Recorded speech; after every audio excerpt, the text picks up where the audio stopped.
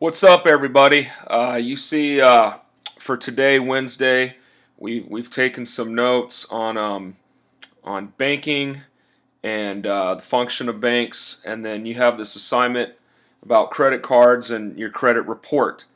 So, just give you a few words. You'll do some research for this assignment, but when it comes to credit cards and your credit report is so key. You want to maintain good credit throughout your adult life so you can purchase a home, rent an apartment, buy a car. Anytime you're going to make any type of purchase, the first thing they're going to do is look at your credit report.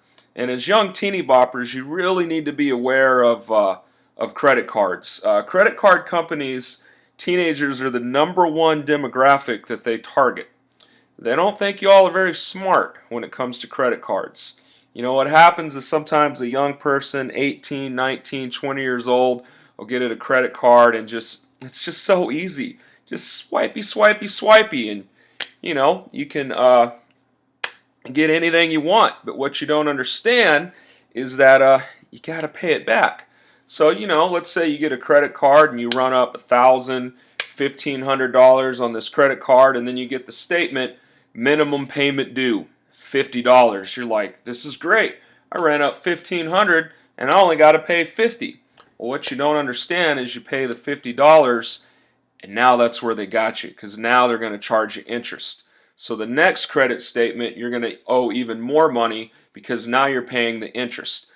So you always want to pay the full amount of your credit card monthly. You don't want to leave anything on there because you don't want to start to accumulate interest. So you don't want to spend on a credit card in a month that you don't have in your budget to pay back. So you got to spend within your budget, pay your credit card back monthly. Now, there is some gray area. So for example, some credit cards will give you a promotional 0% APR for a year. What that means is that for 1 year, as long as you pay the minimum payment, you won't be charged any interest for a year. These type of situations I would recommend for an emergency. I'll give you a personal example. In 2008, I unfortunately got in a pretty bad fender bender. I got in a car wreck and I had to rent a car, and by the time my car was ready, the rent-a-car and paying for the rent-a-car, paying for the repairs, I owed like $2,000, and I just didn't have $2,000 laying around. So what I did is I got a credit card with the 0% APR, and I paid for the car situation on that credit card.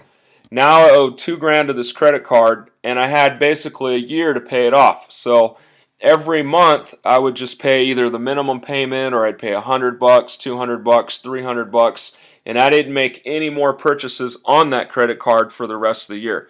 I had my normal credit card that I'd make purchases and I'd pay off monthly, but the one with the 0% APR I use for that special situation. So that's sometimes how you can use a credit card for an emergency situation. But again, I didn't make any more purchases on the emergency credit card because eventually you do have to pay it back, and you only have a year until the interest is up. But bottom line, pay your credit cards off monthly. Don't spend more than you can in your budget. And your one-page summary is due on Sunday. I hope everyone is social distancing, washing their hands, being safe, and miss everybody. And you guys take care of yourself.